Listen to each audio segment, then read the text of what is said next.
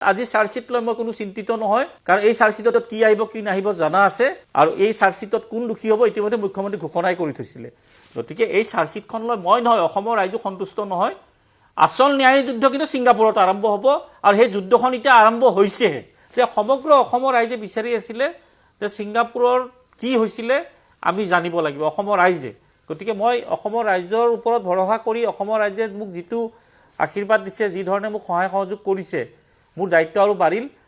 Certified কপিটো পোৱাৰ দিনা মই ছিংগাপুৰত যাম 15-16 তাৰিখে, আৰু মই এইবাৰ 10 দিনমান বহি ল'ম। এইকেইগৰাকী শাস্তি নোপোৱালৈ কিন্তু মই শান্তিত নাথাকোঁ, আজিয়ে কৈ দিলোঁ। এই ভাগ যে কৰি দিলে, 16গৰাকীৰ 5গৰাকীক দোষী কৰি দিলে, 11গৰাকীৰ নামেই ল'ব নোখোজে।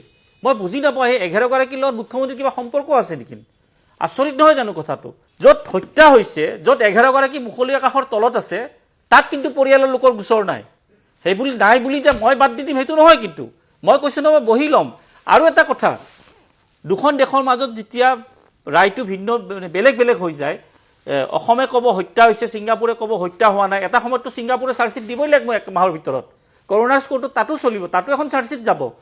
দুইখনৰ যদি ৰায়টো বেলেগ বেলেগ হৈ যায়, আকৌ তাৰ ওপৰতো আদালতত যাব লগা আছে। মই খোলাকৈ নকওঁ, মই তাৰ বাবেও প্ৰস্তুত হৈ আছোঁ